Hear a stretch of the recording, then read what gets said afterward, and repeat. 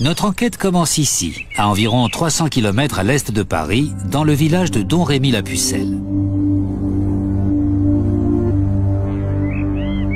Le décor est posé, une demeure familiale, une église et les ruelles d'un bourg de campagne. C'est là que se déroule le premier mystère de l'histoire de Jeanne d'Arc.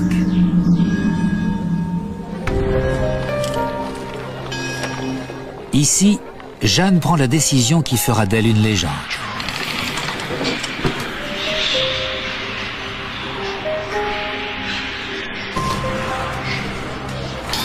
À tout juste 16 ans, elle quitte son foyer.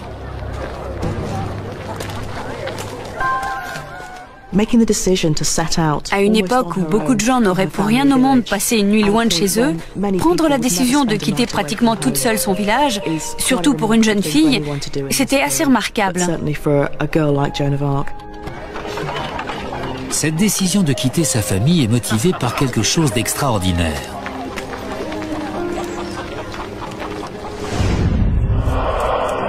Jeanne prétend en effet que depuis l'âge de 13 ans, des voix s'adressent à elle. Des voix célestes, porteuses d'un message divin.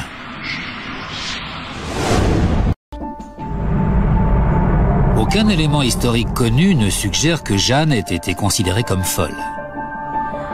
Enfant, elle était, semble-t-il, tout à fait intégrée dans la société. Miguel Farias pense qu'en fait de voix, il s'agissait probablement de pensées profondément enfouies dans son subconscient.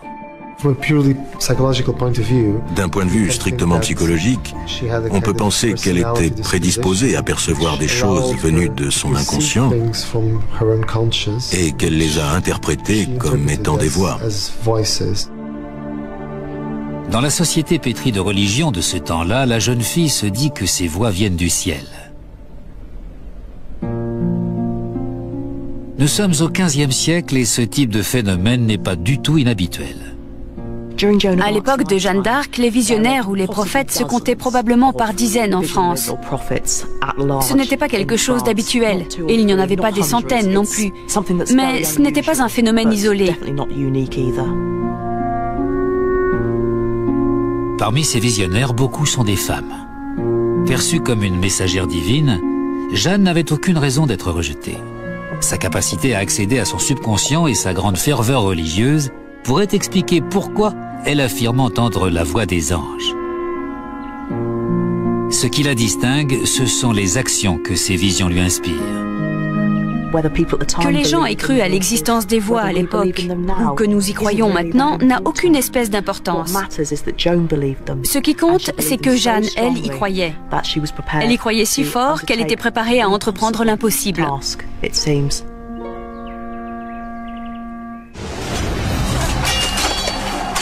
Les exploits de cette toute jeune femme ont contribué à forger sa légende.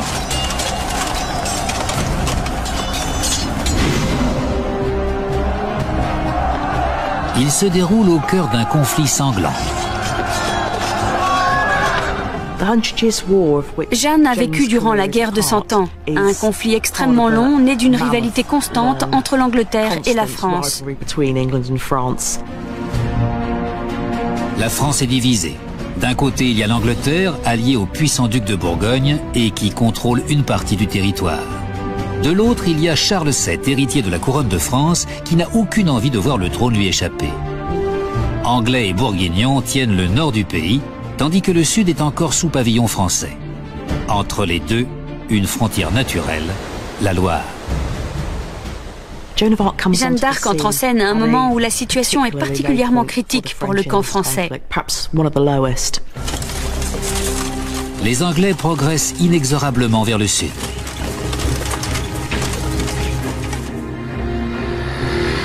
C'est alors qu'en mars 1429, Jeanne parvient à rejoindre la cour de Charles VII.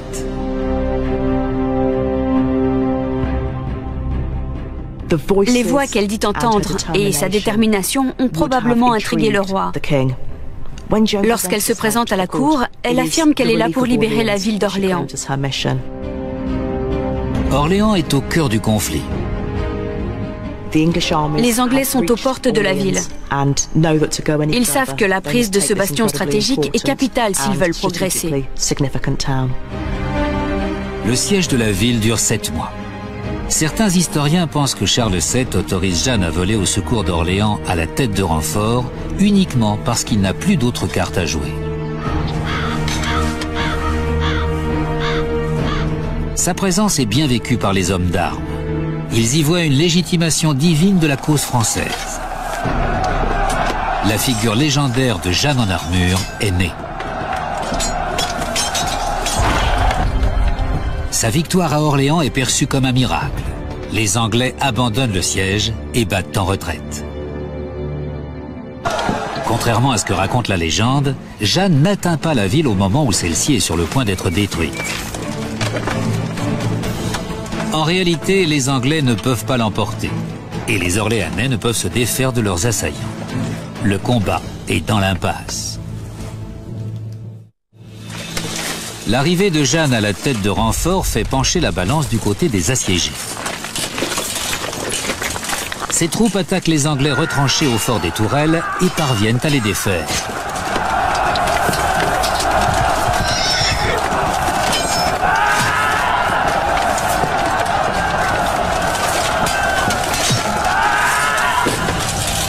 Kelly de Vries considère pourtant qu'il ne s'agit pas là d'une victoire miraculeuse.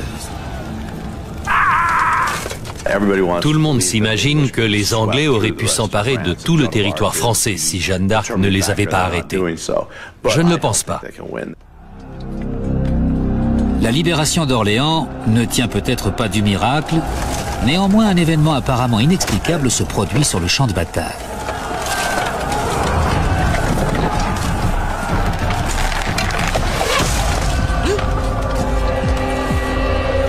Jeanne est touchée par une flèche anglaise qui pénètre de 15 cm dans son épaule, près du cou.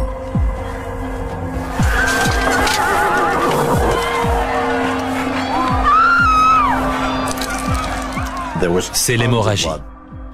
On dit qu'elle aurait pu en mourir.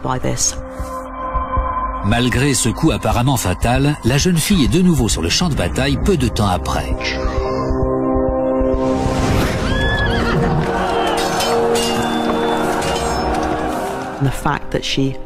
Ce retour au combat a été interprété comme une guérison miraculeuse.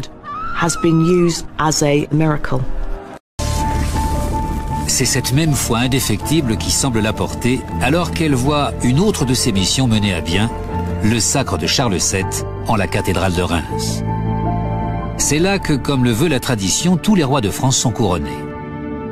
L'événement permet à Charles de gagner en légitimité face à son rival anglais, le jeune Henri VI. La cérémonie se déroule le 17 juillet 1429, 2 mois après la victoire française à Orléans. Mais pour les historiens, ce sacre est surtout la dernière grande victoire de Jeanne d'Arc.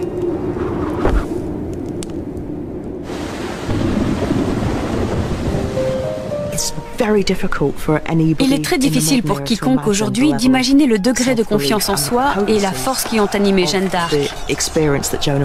Hélas, c'est cette même assurance, cette même volonté qui vont conduire à sa capture, puis à sa mort. Dans la foulée du couronnement, plutôt que de rentrer chez elle, Jeanne entreprend de nouvelles campagnes militaires. Téméraire, elle tente même de reprendre Paris au camp anglais. C'est un échec. La pucelle d'Orléans est capturée près de Compiègne, au nord de Paris, par des troupes bourguignonnes qui la livrent aux Anglais. Sa carrière militaire est terminée. Selon la légende, Jeanne d'Arc est celle qui a bouté les Anglais hors de France. Une image d'Épinal, bien loin de la réalité. Le sacre de Charles VII ne marque pas la fin de la guerre de 100 ans. La capture de Jeanne non plus. La guerre ne s'achève qu'en 1453. Jeanne d'Arc a indubitablement marqué l'histoire, mais elle n'a pas libéré le royaume de France. La guerre perdurera encore une vingtaine d'années après sa mort. La formidable assurance qui lui a permis d'accomplir un destin hors du commun ne lui est plus d'un grand secours lorsque, prisonnière du camp anglais, elle est conduite à Rouen, où l'Église catholique la condamne pour hérésie. La sentence est sans appel.